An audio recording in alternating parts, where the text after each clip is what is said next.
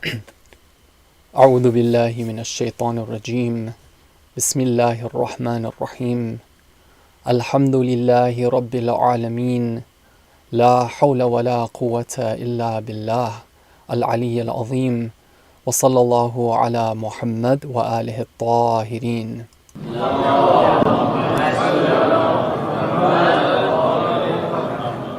Allahumma salli ala Muhammad wa ali Muhammad. Respected elders, brothers, sisters in Islam and Iman, Salamun alaikum wa rahmatullahi wa barakatuh. I hope that all of you are doing well, and I pray that Allah Ta'ala accepts all of your a'mal. I hope you're having a wonderful day and you're enjoying all the blessings of the month of Ramadan. Alhamdulillah, it's such a pleasure to be with you again this evening and to share these special and precious moments of the month of Ramadan with all of you. So, just like yesterday evening, our session today, our program is going to consist of a few different parts, and I'm changing it up here and there in order to keep things lively. Nobody's going to get bored, inshallah, and everyone's going to be engaged. So what we're going to be doing is we're going to have a presentation portion, then there's going to be an interactive portion, and then there'll be a speech portion, and then if there's time at the end, we're going to also have some Q&A. Now, in order to participate in the interactive portion, which is going to come up after the presentation, you do need to go to this website. It's in your upper right corner.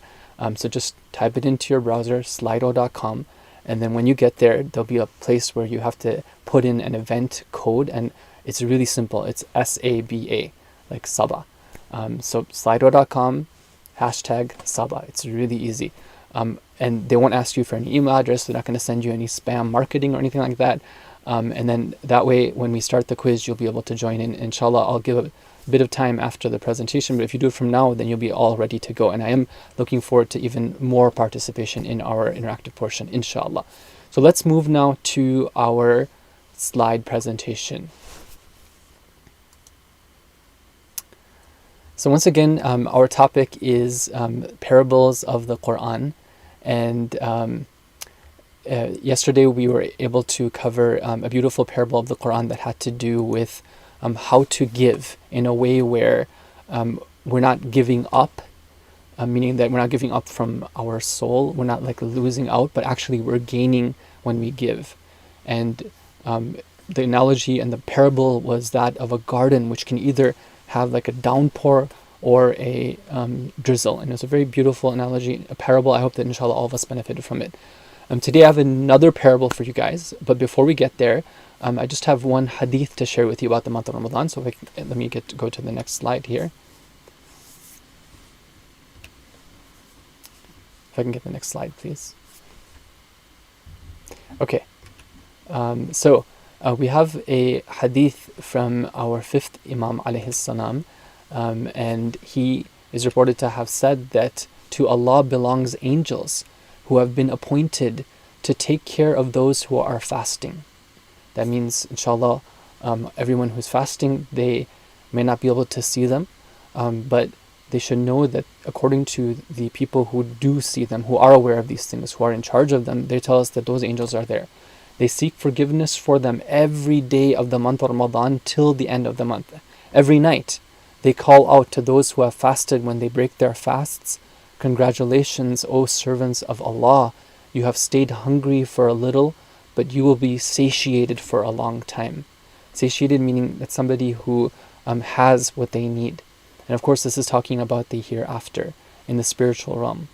It's a very beautiful hadith, and sometimes, when we're just going through everything and all the challenges that we're facing when it comes to fasting, especially in a COVID type of environment, right? And everyone being at home and everyone maybe stepping on each other's toes, sometimes we can forget to just pause and think about the blessings which are pouring down on us. And these type of ahadith, they give us that opportunity to just stop and reflect and to think about how grateful we ought to be for those things that we know about and those things that we can't see with our eyes, but we have confidence in because we are referring to those who do know.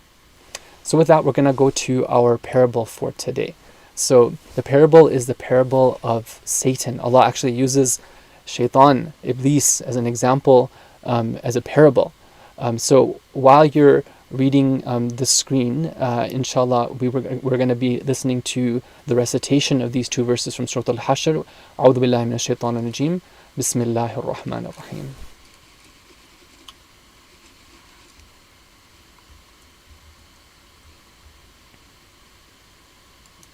كمثل الذين من قبلهم قريبا ذاقوا وبال أمرهم ولهم عذاب أليم كمثل الشيطان إذ قال للإنسان اكفر فلما كفر قال إني بريء منك فلما كفر قال إني بريء منك إني أخاف الله رب العالمين.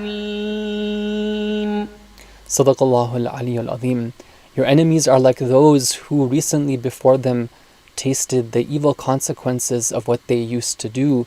There is a painful punishment for them. Or like Satan, when he tells someone, be a disbeliever, ikfur, and then when he becomes a disbeliever, Satan says, I have nothing to do with you. Indeed, I fear Allah, the Lord of all the worlds. So let's try to break this down a little bit and try to gain some insight and reflect a bit on the messages of this verse. So, the summary, if you look at the top, is the hypocrites are like Satan. Okay, now let's just go back to the verse here for a second, just to get a context.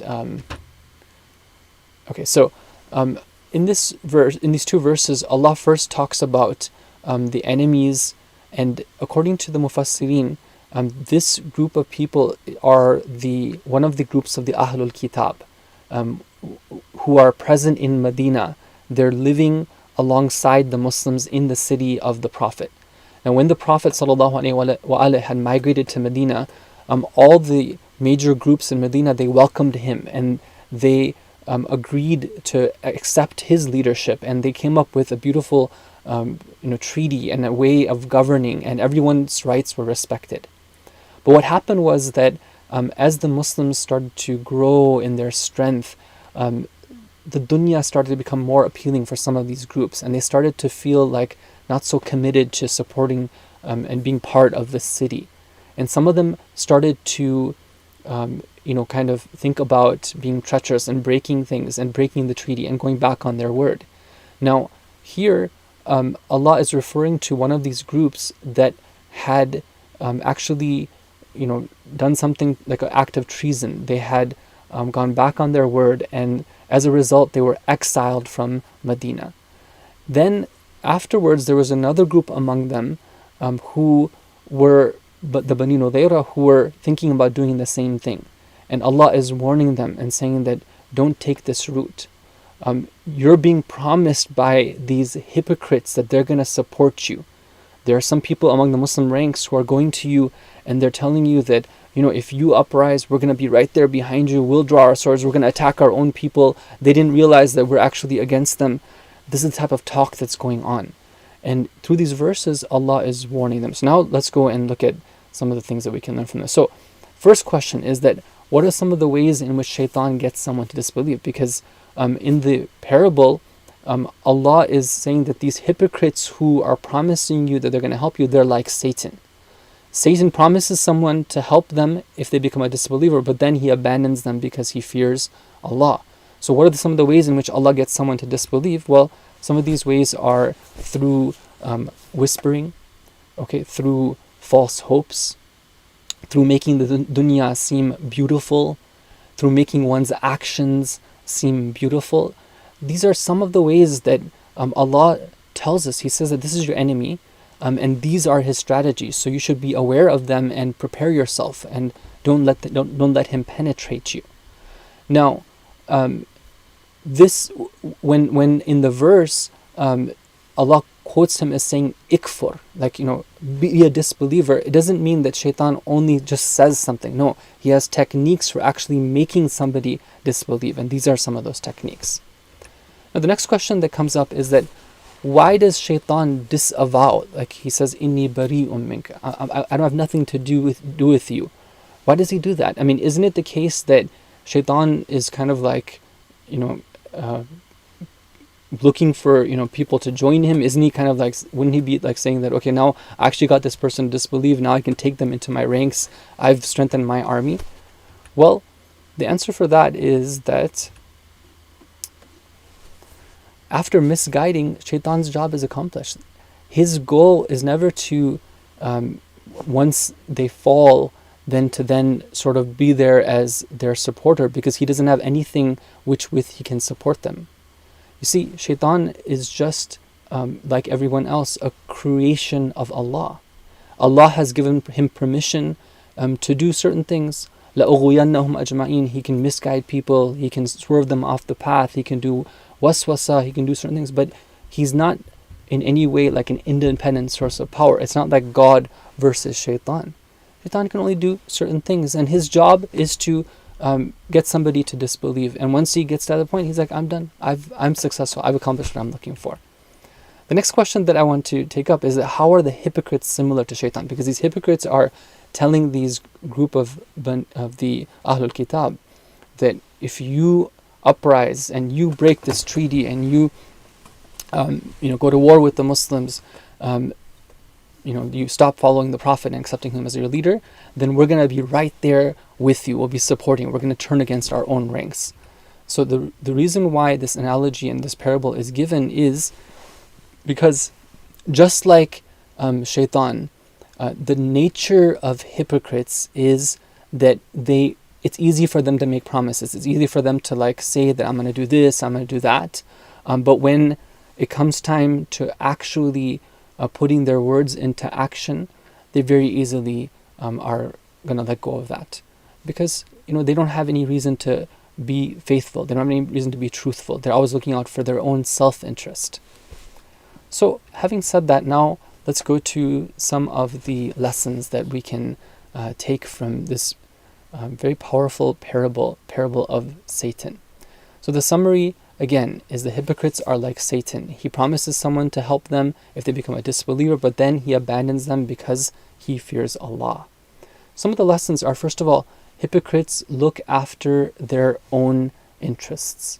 We shouldn't imagine that people who don't do things based on faith, who don't have a higher sense of purpose, a greater sense of good, we shouldn't imagine that they're always going to be there for us, supporting us. If you look at history, there's so many examples of this. I was recently reminded about the Shia uprising in Iraq in 1991. The Shia Muslims, many of them, were tens of thousands of them, they were given false promises by for example, the American government, that we're going to support you if you uprise against Saddam Hussein. But what happened was when they actually did do an uprising, then suddenly Saddam Hussein was given the green light to take his helicopters and to start firing upon them. And tens of thousands, if not more, were killed. And this was something that was done and allowed for by the same power that had initially said that, okay, if you do this, then we're going to be there supporting your back. So this thing happens in history, that whether it be on that level or whether it be on an individual level. The second thing is that we shouldn't let the promises of this world prevent us from Allah's promises in the hereafter. The shaitan's job is to make things of the dunya look like they're really important and they're worth sacrificing other things for. But when that happens for us, then we have to realize that this is the trick of the shaitan. He's not going to be there to support us in the long term.